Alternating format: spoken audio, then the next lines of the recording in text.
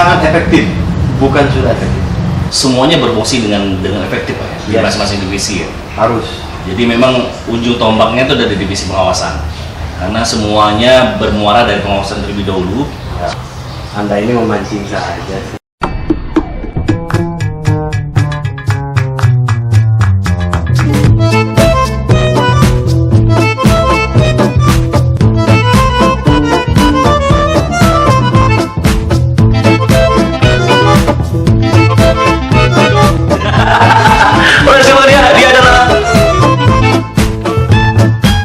Siapakah dia? Beliau adalah Pak Ahmad Zaini.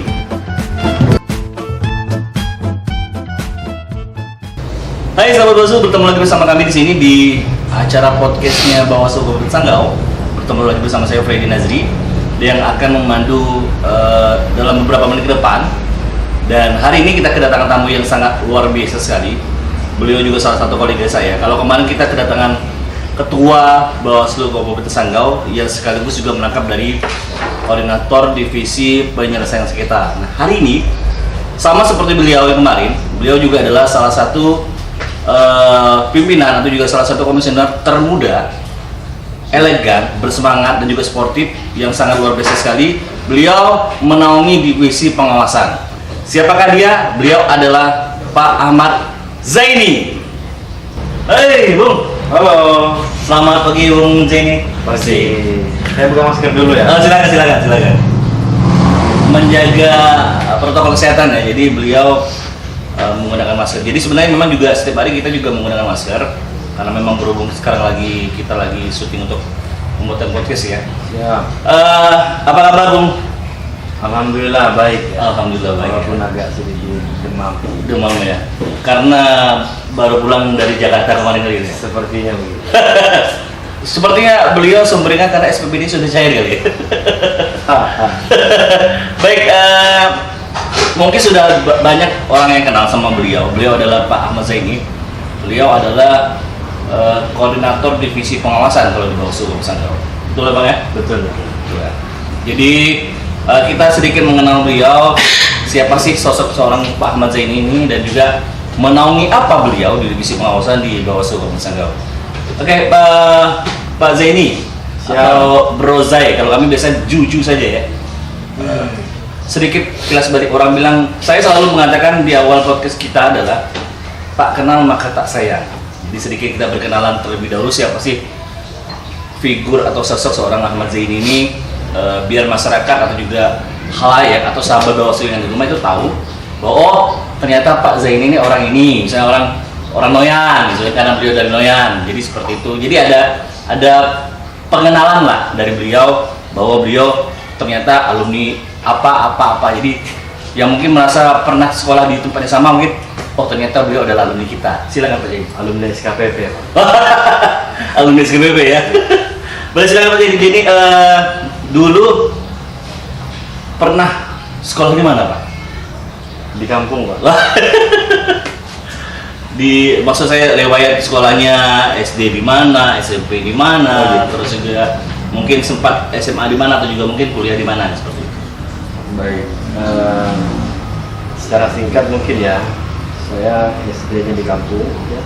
Kemudian SMP-nya di Pontianak, di pesantren, SMA. Ya.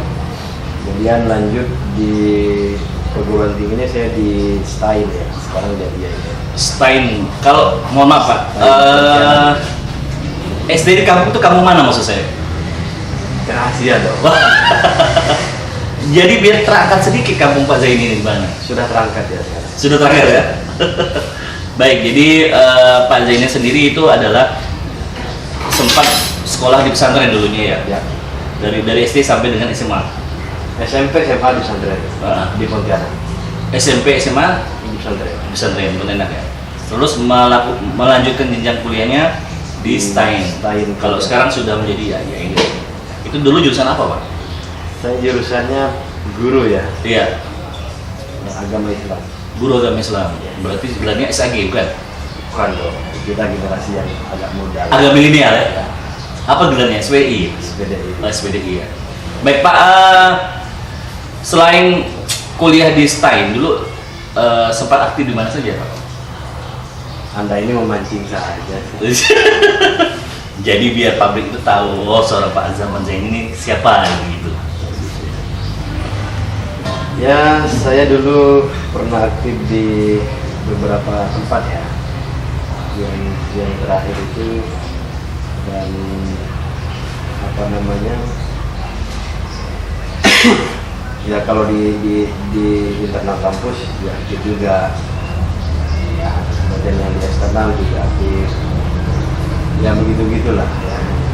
Mahasiswa kan harus pandai-pandai apa namanya mengembangkan diri. Jadi harus tidak hanya fokus di kelas, tapi di masyarakat, di luar dan di lapangan. Jadi kita harus aktif juga. Gitu. Beliau berarti Bapak ini adalah seorang aktivis ya. Aktif di dalam, aktivis di luar ya. Ya boleh. Berarti aktivis angkatan berapa kalau boleh tahu Pak? Saya 2008. 2008 ya. Lumayan lama juga ya 2008. Kalau Pak Ali kemarin kita sempat tanya beliau angkatan 96. Ternyata memang umur tidak bisa dikelabui ya. Ya. Oke Pak Zaini, sebelum kita membahas masalah divisi Pak Zaini, divisi pengawasan, mungkin untuk lebih mengenal lagi Pak Zaini selain mungkin latar belakang sekolahnya dulu pernah sekolah pondok ya, di pesantren. Pak Zaini sendiri juga mungkin sekarang sudah berumah tangga Pak? Sudah. Sudah berapa istri? Baru satu. Alhamdulillah ya. Alhamdulillah baru satu dan akan tetap satu gitu ya. Insya Allah. Kalau anak sudah berapa Pak? Anak saya baru 2. Alhamdulillah sudah 2. Perempuan semua? Perempuan pertama, yang kedua Laki-laki. Wah, ada penerus Pak Zaini berarti ya? Insya Allah. Insya Allah, Alhamdulillah. Karena saya stay jadi Insya Allah ya. Insya Allah. Kalau boleh tahu Pak, ini apa namanya ketertarikan Pak Zaini mengenal Bawaslu itu seperti apa? Mungkin ketertarikannya dulu sebelum masuk Bawaslu, apa sih yang melatar belakangi Pak Zaini itu tertarik untuk menjadi salah satu orang yang memberikan kontribusi positif secara langsung sebagai pengawas pemilu Pak? Ya, sebenarnya itu berangkat dari ini ya, beberapa sejarah di masa lalu, pengalaman gitu kan. Sejak 2014 itu saya memang beberapa kali ikut kegiatan ataupun proyek-proyek yang berbau kepemiluan gitu ya. Sebut saja misalnya pernah di LSI ya kan sebagai pemantau, kemudian di JIP ya. JIP itu untuk mobil Pak? Bukan. Oh, bukan, apa? Jaringan isu publik. Jaringan isu publik ya? Yes. Ya. Kayak pemantau pemilu begitu ya. Jadi aktif beberapa kali di beberapa pilkada maupun pemilu sebelumnya. Kemudian 2014 itu kan pemilu langsung ya, pemilu langsung dan serentak juga, presiden dan wakil presiden, kemudian legislatif ya, DPD dan seterusnya. Nah di situ saya pernah ada juga pengalaman begitu bersama ICW. Saya sebagai enumerator regional Kalbar. Wah, keren banget. CC-nya begitu. Baik ya, CC-nya ya. Nah, kemudian itu sebelum resmi secara kelembagaan mengabdi di Bawaslu. Kemudian kalau soal Bawaslu sendiri sebenarnya di 2017 itu kebetulan waktu itu Panwaslu ya, belum Bawaslu. Sebelum menjadi Bawaslu ya? Belum. Berarti Panwaslu itu masih panitia dulu ya? Saya sebenarnya dari awal itu berangan pengennya di KPU Pak. KPU ya? Komisi Pemilihan Umum ya? Karena orang taunya KPU. Ya, betul. Orang belum tahu Bawaslu, belum tahu Panwaslu dan seterusnya. Jadi saya nunggu-nunggunya itu KPU sebenarnya. Yang datang Panwaslu gitu kan. Dan alhamdulillah jadi di Bawaslu gitu ya? Ya, alhamdulillah jadi dan lumayan mengejutkan juga gitu kan. Karena saya kira Panwaslu ini apa sih gitu ya. Ya seiring berjalannya waktu kita ikuti dan alhamdulillah sampai sekarang masih juga di sini. Kalau misal ada pilihan Pak, kalau saya mohon maaf saya potong.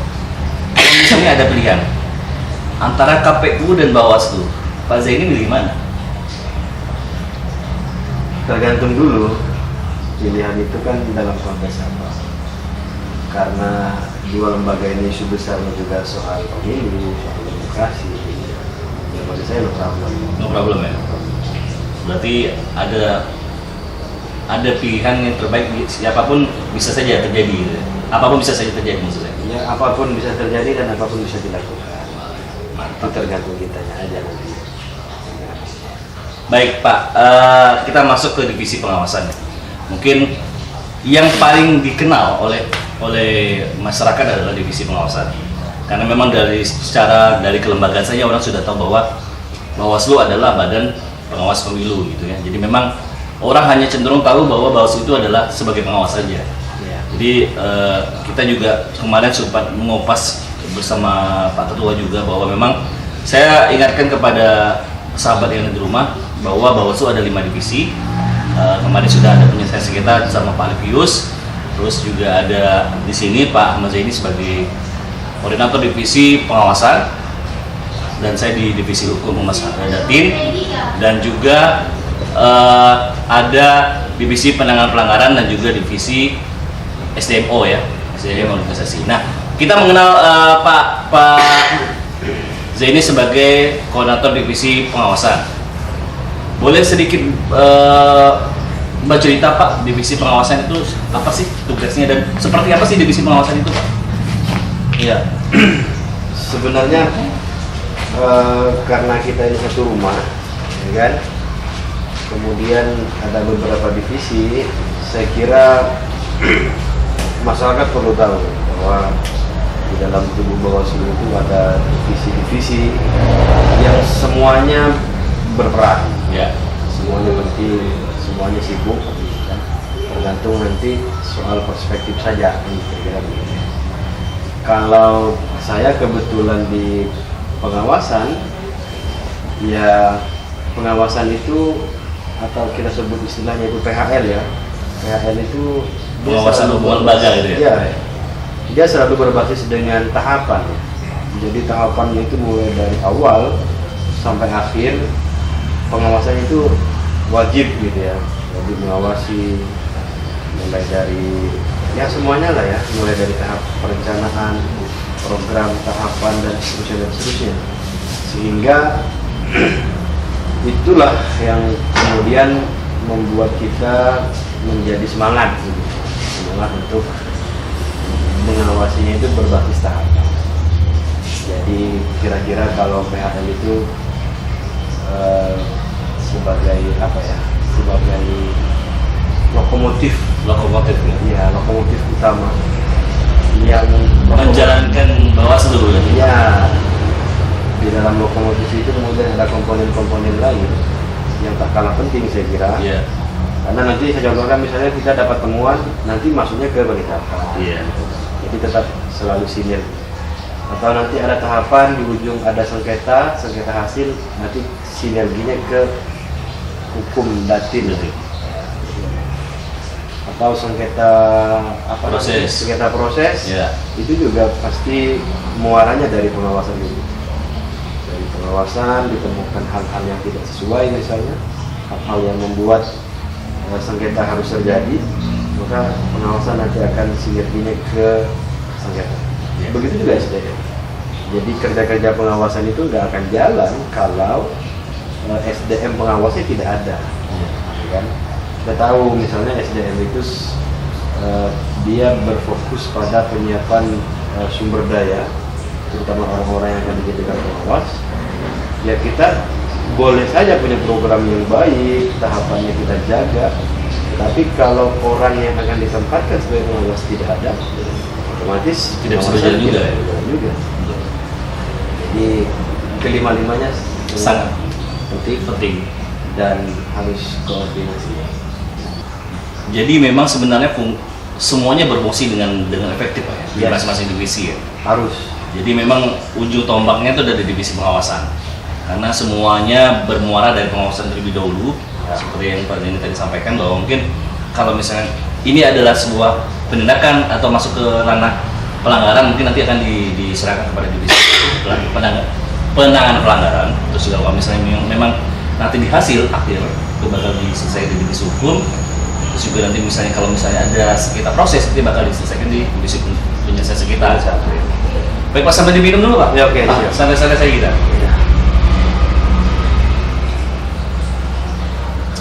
Ya persisnya kalau ilustrasi soal divisi dan soal tubuh Bawaslu yang sangat besar ini saya gambarkan itu seperti orang main bola. Iya. Ya, karena saya fansnya Manchester United. Saja sudah mantap itu. Jadi dalam permainan ataupun pertandingan itu semua orang boleh bikin gol. Iya. Bahkan kiper kadang ngegol kan di akhir. Jadi tidak ada satupun misalnya larangan ataupun orang merasa cemburu ketika divisi lain ikut mengawasi. Yeah. Justru wajib mengawasi. Perkara nanti kemudian berkas ataupun pelaporan itu melalui satu pintu, yaitu administrasi saja. Jadi semua orang boleh buat gol dan semua orang boleh berpesta dengan proses itu, maksudnya bergembira, dan tidak ada ego di antara di antara divisi. Jadi harus tuntas kita soal ini. Kalau tidak tuntas, sakit. Kira-kira begitu. Kalau sejauh ini Pak Zeni memandang bahwa ada 5 divisi yang di Bawaslu sekarang saat ini, karena memang mungkin Bawaslu Kabupaten Sanggau memang punya 5 komisioner, jadi memang 5 divisi yang ada di Bawaslu Sanggau. Apakah sudah efektif Pak? Sangat efektif, bukan sudah efektif. Indikatornya jelas. Ya. Pada pelaksanaan tahapan pemilu 2019 misalnya, Ya. yang serentak ataupun 2018 misalnya yang pilkada. Tidak ada satupun pekerjaan yang menjadi PR kita sampai hari ini. Artinya pekerjaan itu kan multi divisi, kemudian tahapannya begitu rumit dan begitu banyak dan kita atasi semua itu. Dan itu tidak mungkin kalau hanya satu orang berperan atau 2 orang berperan, 3 lagi enggak gitu kan. Jadi kalau saya menyederhanakannya seperti itu. Jadi simplifikasi daripada begitu banyaknya pekerjaan itu, kita selesai tahapan sampai hari ini tidak ada pekerjaan yang kemudian menjadi PR. Artinya di Sanggau ini sudah tuntas soal yang begitu-begitu ya. Karena sudah kita beres dan ya selesai sesuai tahapan. Karena kalau selesai tapi tahapannya sudah lewat itu sama bohong. Iya. Dan kita selalu on time, on schedule lah. On schedule. Baik, Pak Zaini. Kemarin saya sempat berbicara dengan Pak Alipius atau Alipius bahwa tindakan atau masuk ke ranah pelanggaran mungkin nanti akan diserahkan kepada divisi penanganan pelanggaran. Terus juga kalau misalnya memang nanti di hasil akhir itu bakal diselesaikan di divisi hukum. Terus juga nanti misalnya kalau misalnya ada sekitar proses itu bakal diselesaikan di divisi penyelesaian sekitar. Ada beberapa program yang memang sudah dijalankan oleh Bawaslu Sanggau. Seperti mungkin ini juga informasi buat sahabat yang ada di rumah mungkin yang belum tahu bahwa Bawaslu Sanggau sudah pernah membuat kampung awas ya. Kampung awas itu tahun berapa dulu Pak? Kampung awas itu 2018. 2018 ya. Itu di beberapa kecamatan. Kita ada di 5 kecamatan. Perlu saya sebutkan? Boleh. Jadi kita ada 5 kecamatan. Kita mulai dari paling ujung itu Entikong, Tikong, Jangkang, maka Bonti, Ten Hulu, dan satu lagi di mana ya itu lagi? Perindu bukan? Yang pokoknya ada 5. 5. Saya lupa. Baik, Pak Zaini. Itu kampung awas di tahun 2018. Berarti pada saat pilkada ya? Pilkada. Baik, dulu kan masih Panwaslu. Jadi ada tidak perbedaan Pak antara perubahannya ketika sudah dulu menjadi dari Panwaslu menjadi Bawaslu? Ada perbedaan lagi? Perbedaan apa ya? Terhadap kinerjanya atau juga mungkin ruang geraknya seperti apa? Ya pasti kita kita diberi kewenangan penuh itu harusnya menjadi pemicu kinerja. Kalau panitia karena bersifat sementara, sehingga ya untuk pengembangan ke depan setelah tahapan itu sulit. Iya. Karena misalnya kita punya PR di 2018, misalnya masih ad hoc, kemudian kita punya ide-ide yang kreatif yang cemerlang, kemudian terhambat karena kita sudah tidak bertugas lagi. Berarti dari segi durasi Pak ya, Pak? Ya, Dari segi perbedaannya dari segi durasi ya memang karena dulu Panwaslu adalah berbentuk ad hoc gitu ya. Kalau sekarang sudah berbentuk permanen. Jadi perbedaannya di antara di durasi waktu. Itu soal waktu ya, Iya. soal masa jabatan. Karena kalau sementara itu kan ya selesai sudah. Iya. Tapi kalau di Bawaslu karena kita diberi waktu 5 tahun, maka kita harus benar-benar kita manfaatkan, harus benar-benar kita efektifkan terhadap program-program yang belum terlaksana, misalnya di 2018 Yeah. karena masih ad hoc. Maka pasca pemilu 2019 setelah kita menjadi badan, maka disitulah peluang kita untuk mengembangkan. Makanya program-programnya kan makin meningkat tuh, makin banyak. Kalau dulu misalnya hanya baru ada kampung awas, ya kan? Kemudian saya kira banyaklah program-program yang lain juga. Tetapi yang paling menonjol itu soal kampung awas, karena itu menjadi program unggulan di Bawaslu kabupaten kota yang khusus untuk Kalbar. Kemudian pasca pemilu misalnya kita ada lagi namanya Bawaslu Injek Sekolah, gitu kan. Dan itu program-program yang saya kira sangat edukatif terhadap para mahasiswa dan pelajar yang memang mungkin belum ada ketertarikan terhadap isu pemilu. Jadi tertarik itu bisa karena dipicu, bisa karena sering mendengar, bisa karena sering bertemu, dan media yang kita gunakan adalah kita datangi mereka Iya. ke sekolah-sekolahnya. Kita Berarti ajak mereka bicara, konsepnya dari jemput bola ya. jemput bola. Sama ini juga Pak, mungkin masyarakat ingin tahu juga bahwa orang selama ini menilai bahwa ketika tidak ada pemilu, Ya. ketika tidak ada pemilihan, berarti Bawaslu tidak bekerja. Kenapa bekerja? Saya katakan seperti itu karena asumsi orang seperti ini Pak. Bawaslu namanya juga Badan Pengawas Pemilu. Sekarang kalau tidak ada pemilu berarti tidak bekerja dong, karena pemilu kan 5 tahun sekali misalnya kan. Jadi asumsi masyarakat adalah apakah Bawaslu itu bekerja atau tidak? Karena selama ini tidak ada tahapan. Nah, kira-kira biar halayak atau masyarakat sahabat tahu bahwa meskipun kita tidak ada tahapan, apa sih yang sudah kita lakukan di Bawaslu Sanggau untuk tetap terus menjaga atau mengawal keadilan pemilu? Ya, itu perspektifnya harus diperbaiki. Ya. Maksudnya kita harus tunjukkan ke publik bahwa kita tetap bekerja. Iya. Ya kan? Bahwa di undang-undang itu jelas, sekalipun tidak ada tahapan, kita punya kewajiban untuk mensosialisasi, mengedukasi masyarakat, ya kan? Mengajak mereka membuat forum warga, untuk Yes. pengawasan, dan itu saya kira kerja-kerja real yang kita lakukan. Kalau saya contohkan Injek Sekolah itu, Mohon apa? Injek ke sekolah itu apa? Kegiatan apa? ya kegiatan sosialisasi, edukasinya Bawaslu Sanggau ke sekolah-sekolah yang sasarannya itu adalah pemilih 17 tahun. Berarti pemilih pemula ya? Ya, pemilih pemula. Ya kan?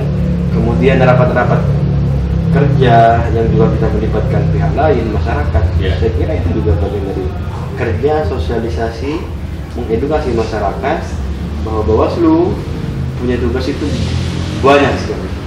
Bukan hanya soal mengawasi tahapan. Ya kan? Secara implisit misalnya Bawaslu Sanggau di 2020 walaupun tidak tahapan kita mampu membuat riset misalnya kan tentang evaluasi pilkada 2019. Ya. Dan bukunya sudah terbit gitu ya. Nanti kalau yang mau baca silakan hubungi siapa. Data kantor saja? Ya, data kantor. Data kantor Bawaslu. Dan masih banyak lagi program yang sudah kita susun, sudah kita rancang, dan tidaknya itu menjawab pertanyaan-pertanyaan publik soal apakah Bawaslu tetap Bekerja. bekerja atau tidak. Yang paling penting juga Ya. yang masih berbahas tahapan itu adalah soal DPP. DPP itu apa Pak? Daftar pemilih berkelanjutan. Itu DPP dimulai- adalah daftar pemilih berkelanjutan ya? Yes. Itu dimulai dari tahun 2020 dan sampai sekarang Masih tetap berjalan? masih berjalan. Iya, karena kita tahu bahwa tugas dari Bawaslu adalah mengawasi tahapan pemilu dan juga upaya pencegahan yang dilakukan oleh Bawaslu. Nah, saya pikir sosialisasi terus juga bagaimana caranya kita melakukan program Injek Sekolah, Kampung Awas itu juga salah satu program yang memang upaya yang dilakukan oleh Bawaslu itu untuk mencegah ya, Ya. mencegah agar tidak atau mengurangi. Kalau bisa berkurang, alhamdulillah, atau bahkan mungkin untuk tidak ada lagi adanya pelanggaran pemilu seperti itu ya Pak ya. Kalau misalnya ini Pak, kalau saya tidak salah, tadi kita sempat membahas masalah alumni SKPP. Nah, kita bahas masalah SKPP. SKPP itu apa Pak? Jadi di 2020 pertengahan Bawaslu RI itu secara nasional melaunching opening opening rekrutmen terhadap masyarakat, terutamanya kaum milenial, untuk berpartisipasi mengikuti namanya SKPP. Ini program nasional. Ya. Sekolah Kader Pengawas Partisipatif. Sekolah Kader Pengawasan Partisipatif. Ya. Baik. Itu di 2020 pertengahan. Waktu itu saya masih ingat zamannya COVID lagi Masih booming-boomingnya ya? ya lagi booming-boomingnya. Iya. Kita dibatasi oleh ruang gerak untuk bertemu secara langsung, maka Bawaslu RI meluncurkan program ini. Dan itu berhasil ya, menggait misalnya di SKPP daring itu setidaknya ada 9 kecamatan terwakili gitu. Di khusus Sanggau. Di Sanggau. Kalau dihitung secara nasional itu puluhan juta. Tapi kan pada tahun 2020 itu tidak boleh ada kumpul-kumpul massa, tidak boleh ada mobilisasi massa yang dalam jumlah besar. Jadi seperti apa konsep ini dilaksanakan Pak? Pada saat itu? Justru itu demi mendukung program pemerintah yang kita dibatasi untuk bertemu secara langsung, Ya. maka dibuat mekanisme daring. Daring ya pada saat Daring. itu? 2020 daring. Kemudian dari alumni daring itu peserta yang qualified, yang Yeah. memenuhi syarat dan mendapatkan nilai terbaik, kemudian diseleksi lagi oleh provinsi untuk mengikuti SKPP tingkat nasional. Dan Berarti itu berjalan pada tahun 2020? iya 2020 di akhir ya, Akhir. di Oktober. Dan kita Sanggau kirim utusan waktu itu ke Bogor, Ke SKPP Bogor. nasional. Wah, luar biasa sekali. Sampai saat ini apakah masih berjalan Pak? Sampai saat ini, seingat saya SKPP lanjutan itu baru selesai minggu lalu ya, hari Minggu. Itu juga melalui mekanisme seleksi yang ketat. Berhubung COVID-nya sudah mulai mereda, jadi SKPP itu dibuka lagi untuk kelas basic, dasar, kemudian kelas menengah itu di Singkawang, dasar itu di Sintang, dan kelas lanjutan di Bogor. Jadi kita untuk kelas basic itu ada 20-an orang yang mendaftar. Ya. Kemudian yang masuk Ke menengah? yang ke menengah itu ada 3 orang. Kemudian yang ke lanjutan kita absen dulu. Absen ya. Lanjutan itu ke nasional Ke maksudnya? nasional. Oke. Harapan ke depan untuk atau mungkin pencapaian atau target ke depan dari divisi pengawasan itu seperti apa sih? Karena memang kan sekarang kita menyongsong pilkada serentak tahun 2024. Nah, kira-kira Bapak masih di Bawaslu? Ya itu nanti tergantung yang Tergantung yang di atas ya. Tapi harapannya tetap dong sampai saat ini, karena memang kan kita tetap mengawal Bawaslu tetap mengawal agar terciptanya sesuai dengan tekad kita ya, bersama rakyat awasi pemilu, bersama Bawaslu tidak ada pemilu. Jadi memang kita benar-benar berniat untuk menjaga keadilan pemilu. Nah, harapannya sendiri dari seorang Pak Ahmad Zaini atau Bung Zaini selaku koordinator divisi pengawasan itu seperti apa ke depan? Kalau soal harapan ataupun penuntasan program, ya kan, itu pertama kita terfokus saja dulu kepada yang sedang berjalan, yaitu DPB. Iya. Itu sekarang baru muncul ataupun baru-baru ini keluar peraturannya nomor 6 tahun 2021 Itu Perbawaslu kan? PKPU-nya PKPU-nya ya. tentang DPB. Daftar pemilihan berkelanjutan. Tuh, jadi kita harus pedomani itu sebagai sebuah produk hukum Iya. ataupun peraturan teknis yang saya kira ini tugas yang patut kita seriusi, Iya. kita awasi. Apalagi misalnya di pertemuan sebelumnya kita sudah lakukan uji petik dan kita punya data yang cukup. Nah, saya kira nanti mekanisme terbaru yang dimuat dalam peraturan nomor 6 itu bisa kita eksekusi, bisa kita koordinasi dengan berbagai pihak, khususnya dengan KPU. Mohon maaf Pak, saya potong tadi sebentar. Uji petik itu artinya apa?